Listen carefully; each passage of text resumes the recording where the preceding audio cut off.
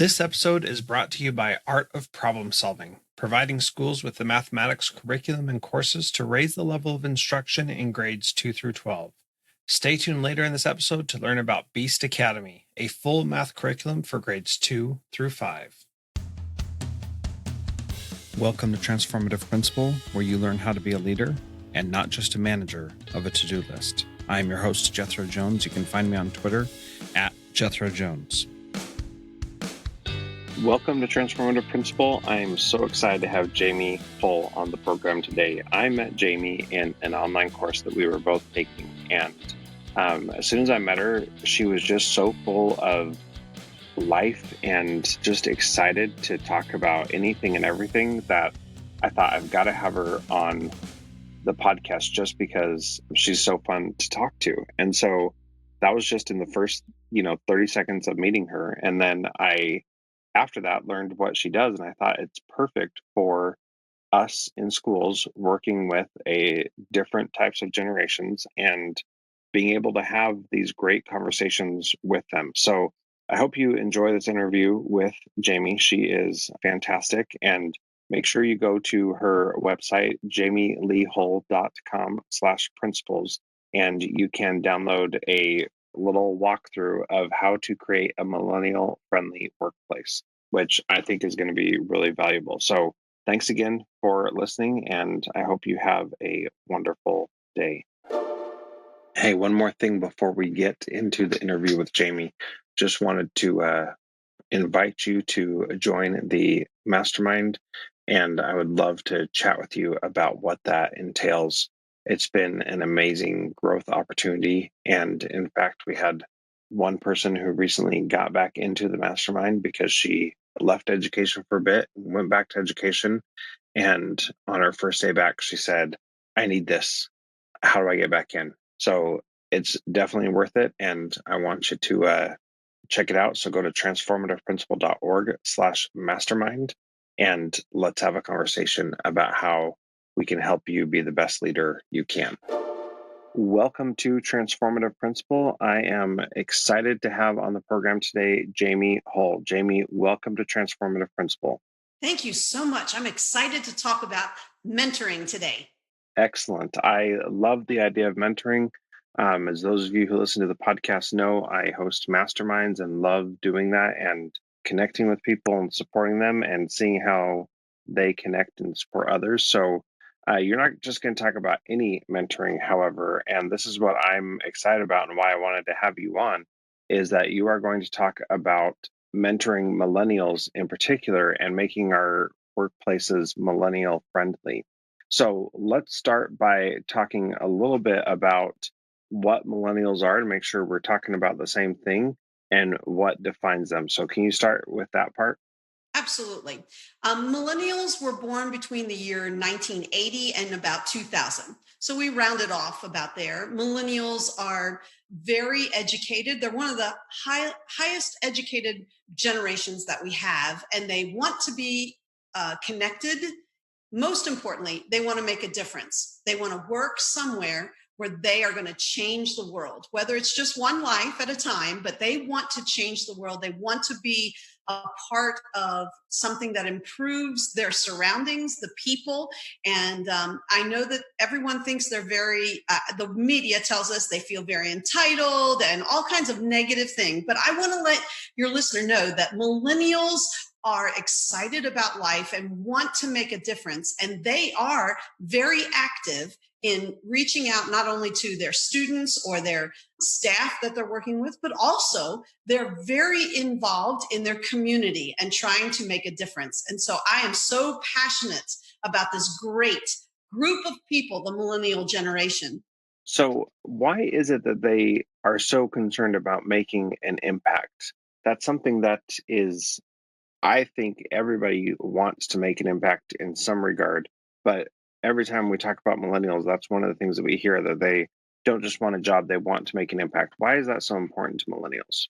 They have followed either in the backseat of their car or sitting around the dinner table at home, and they have heard their parents and their parents before them talk about how incredibly bored they are at their work. or how angry they are at work. But very few of them tell me that they have come from a group of generation from generation of parents and grandparents that really loved what they were doing. And they felt so bad for them because they were, didn't realize it, because a lot of us don't, that the younger people are watching us and our moves and our attitude and our approach to life, and they felt they were so miserable, and they don't want to be that way. So they want to find something that makes a difference, that pours into life, and things that they enjoy to do. Of course, they need to make a living, they need to pay bills, but that is what they've done. They've watched the past generations who just did life and just went to work, but really maybe at home projected dissatisfaction and boredom. And so they don't want that in their life anymore. Hmm. Yeah, that does make sense. And I wonder if they so I have a couple thoughts about that, and I'm trying to articulate it, so give me just a second.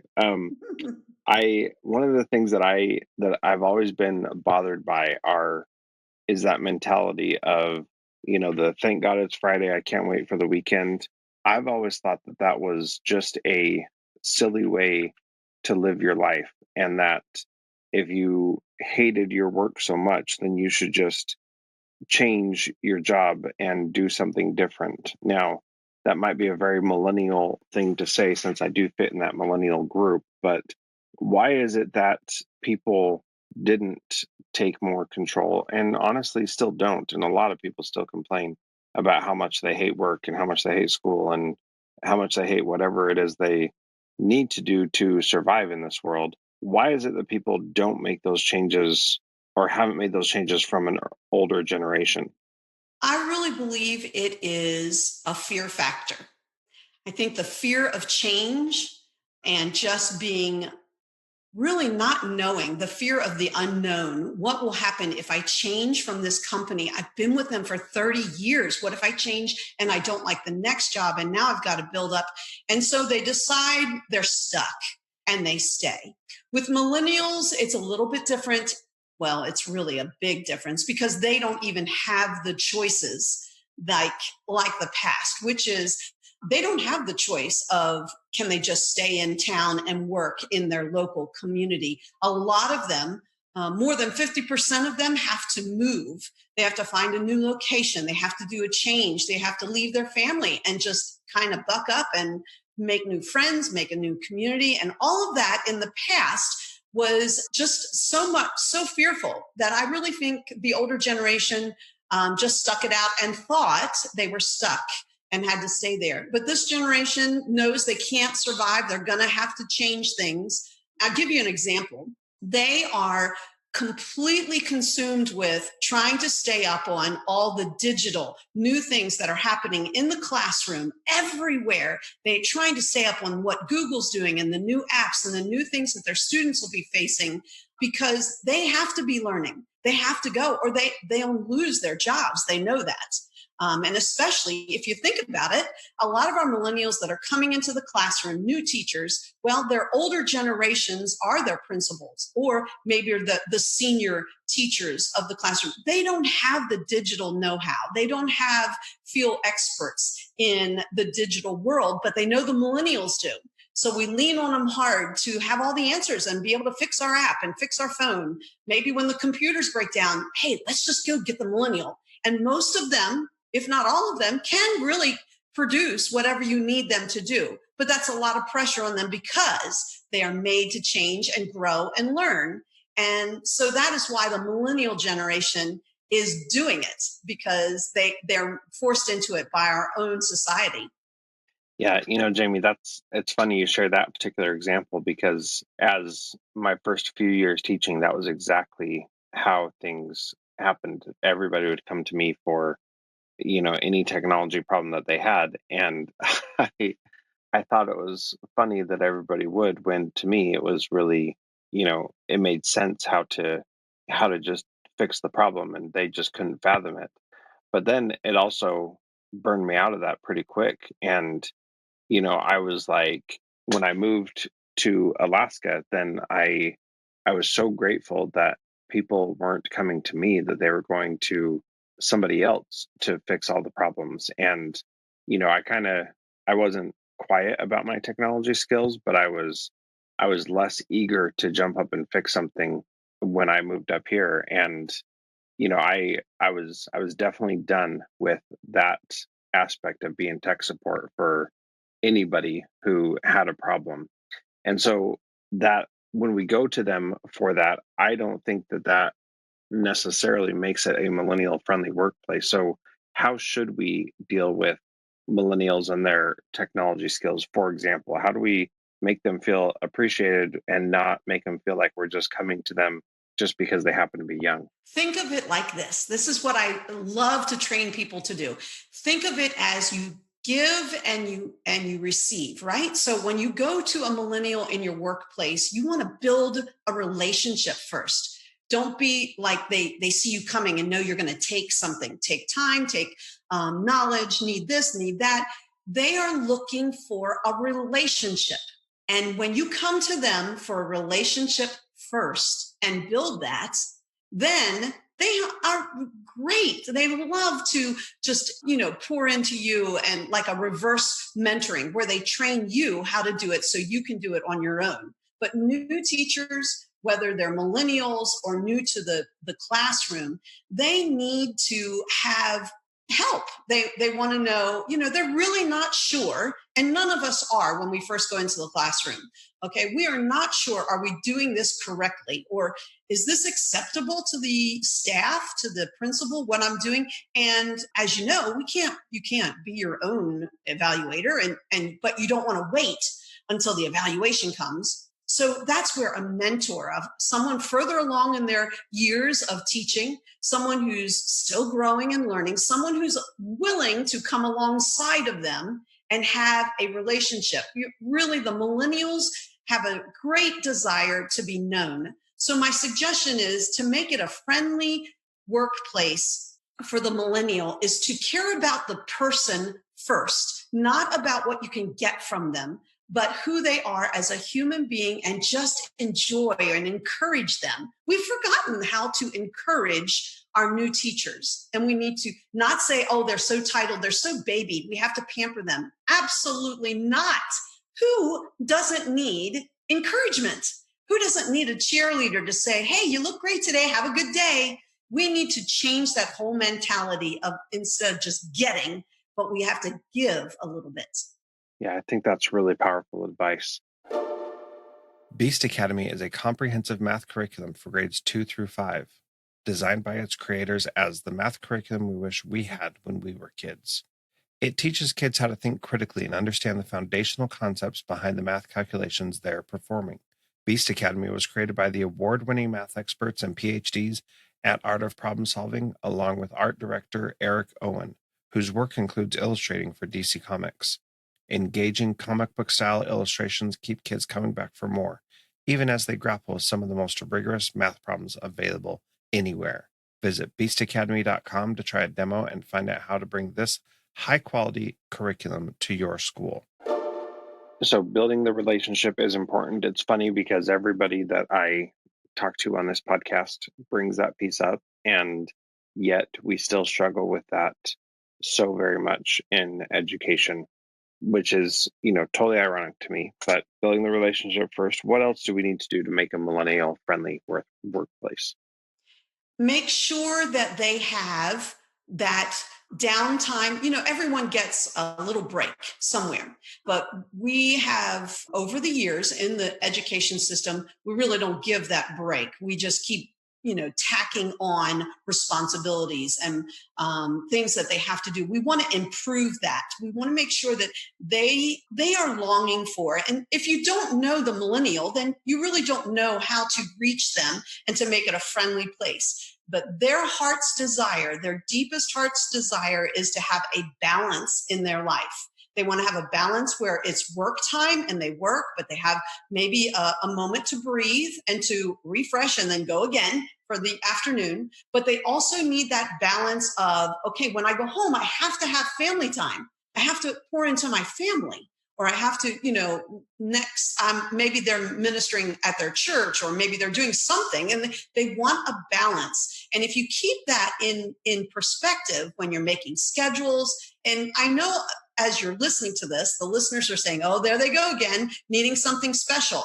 I want to let you know the older generation would say, oh, wouldn't that be fabulous? Because they need it too. They want it also. So this would make it, you would reach across the board, all generations, if we just took a little breather and the principals themselves would have a balanced life and be really making people know that that is important to your staff. Yeah, you're absolutely right. And the older generation says that in a wouldn't that be nice, as in wouldn't that be great if that's how it actually worked? But this is education and that's not what we do. And so one of the things that I've tried to do in my schools is give teachers and students time in the day to be able to do something that they're passionate about. And, people call it different things like genius time or genius hour or 20% time, or in my school we called it tutorials, we've called it synergy, we call it different things, but there's time in the day where you get to choose to do something that has meaning for you. And so, one teacher who is certainly not a millennial, she loved doing native Alaskan beadwork, and she created beautiful things. And what was awesome was she got to pull in kids who were interested in that as well and teach them how to do it, which was totally fulfilling for her and just amazing for the teacher. But then passing on an Alaska Native tradition to the rising generation of middle school students was just really impactful, in that she felt refreshed by being able to do that. The kids learned something new and they felt refreshed also.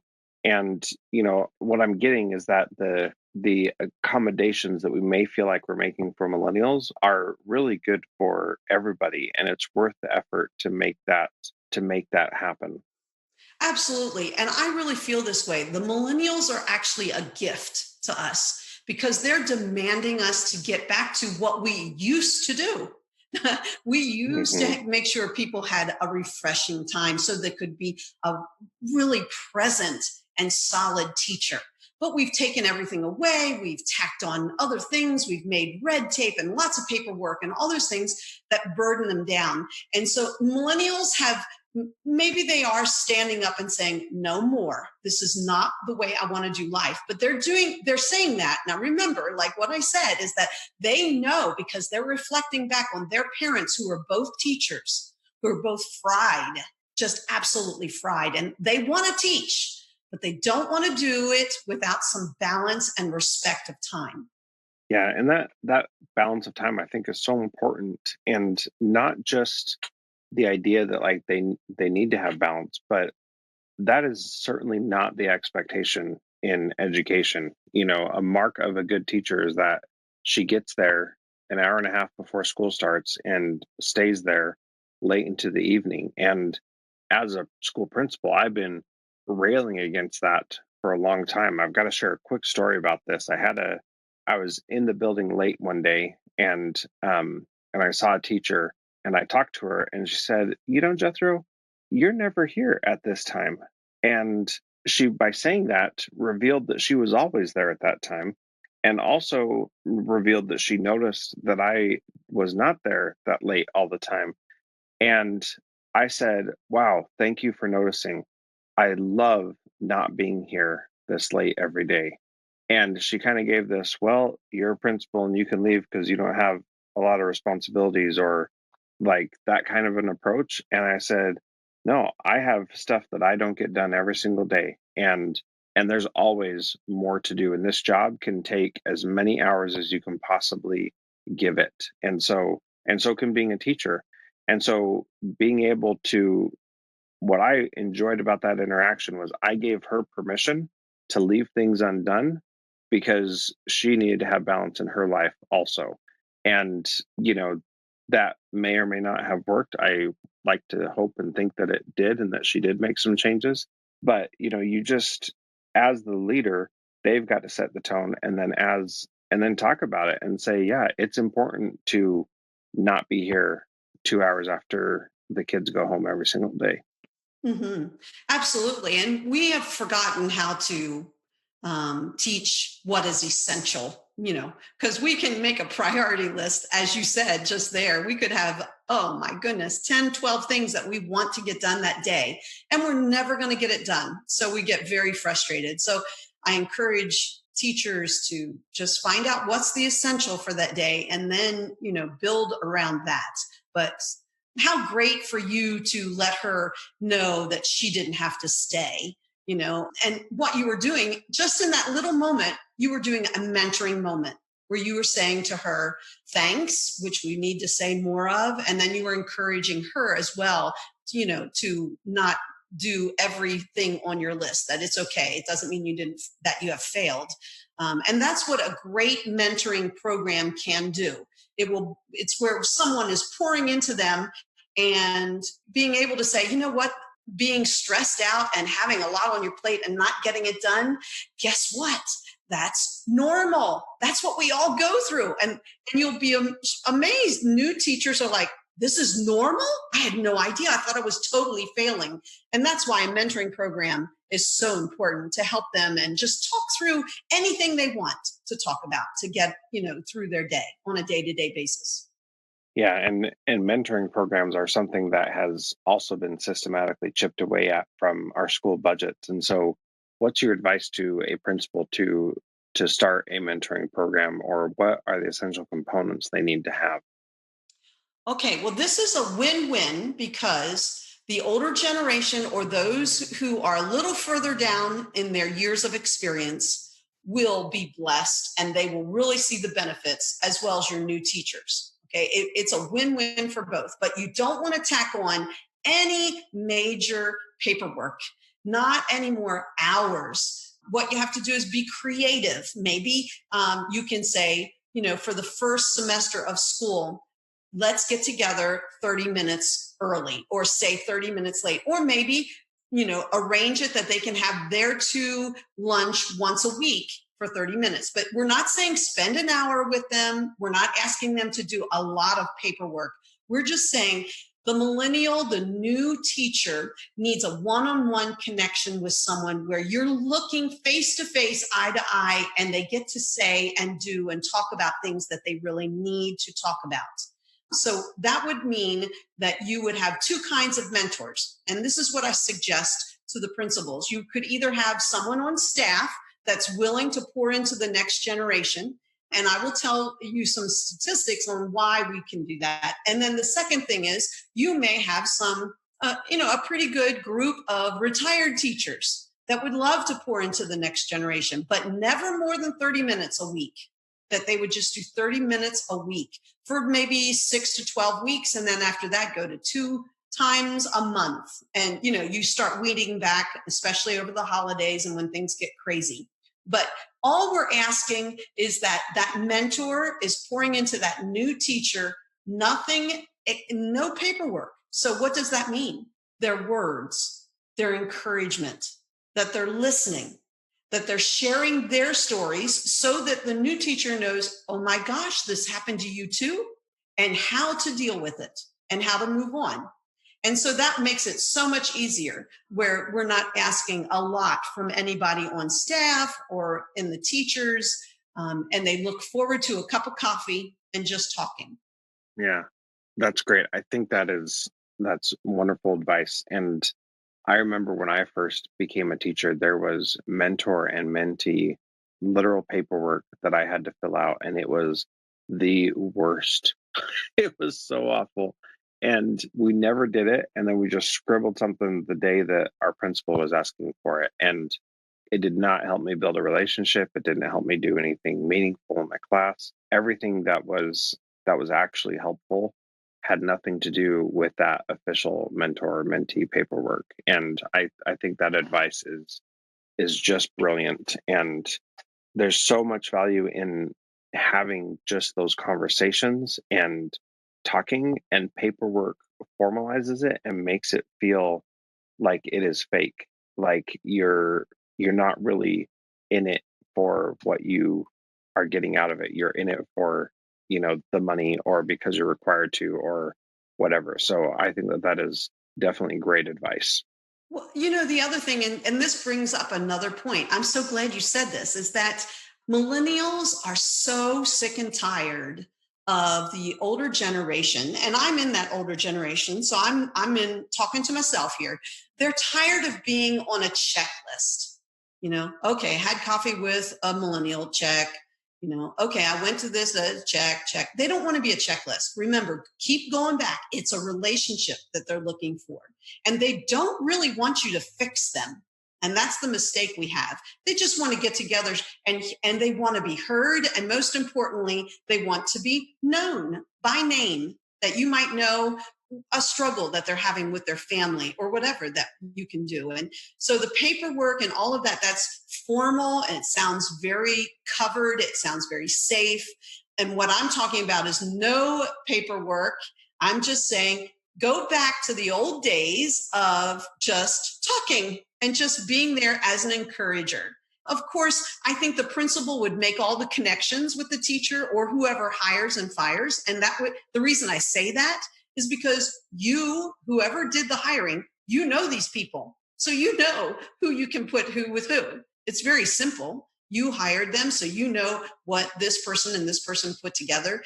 Again, only telling the mentor, hey, listen, what I'd like you to do is just sit there and be present in that 30 minutes. And we have in school, if you're doing 8 to 3, 420 minutes. So we're asking for 30 minutes before, after school, or during a lunchtime where you can just pour into someone's heart and help them to be refreshed so that they're good in the classroom. Good meaning awake, alive, and have passion, because our students don't see that in our teachers anymore. They don't see the passion, and we want them to be passionate about learning.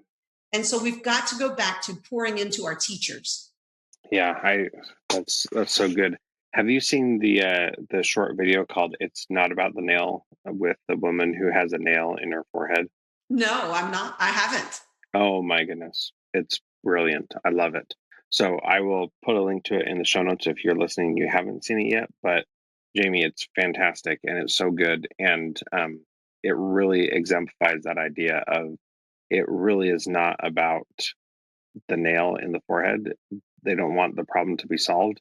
They want to talk and process through it and deal with it. And that's something that I've used many times in helping people understand how to have that relationship where they're actually supporting someone and not just like fixing all their problems. So the last question that I ask everybody, Jayme, is what is one thing that a principal can do this week to be a transformative leader like you? Oh, great question. I'm going to say that this week, make a point to look maybe 3 teachers, just 3 every day, look them right in the eye and tell them, thanks. I'm so glad you're here. And give them an encouraging, kind word. And by the end of the week, lives will be changed because we've forgotten to get back to looking people in the eyes and just smiling and giving an encouraging word. Well, Jayme, that was awesome. Thank you so much. How can people connect with you and get to know you? Absolutely. My website is jaymeleehull.com, and that is JaymeLeeHull.com. And there we have blogs and all kinds of information. I also have a podcast, and it's Face-to-Face Mentoring Podcast. I'd love for them to join us there, but I'm going to have a special offer on the website, which would be JaymeLeeHull.com/principles. And that will be a handout that's going along with all of the things we talked about today, which is how to make your workplace millennial free. And I know that you will have it'll be a real plus to have that in your files so you can get started. Yeah, so that's JaymeLeeHull.com/principles to get how to make your workplace millennial friendly. And so I'll have that link to this in the show notes at transformativeprinciple.org. So if you didn't have time to write that down or you're driving, you can just go to transformativeprinciple.org and you'll be able to get to all of Jayme's resources. Jayme, thank you so much again for being part of Transformative Principal. Oh, it's my pleasure. I loved every minute of it.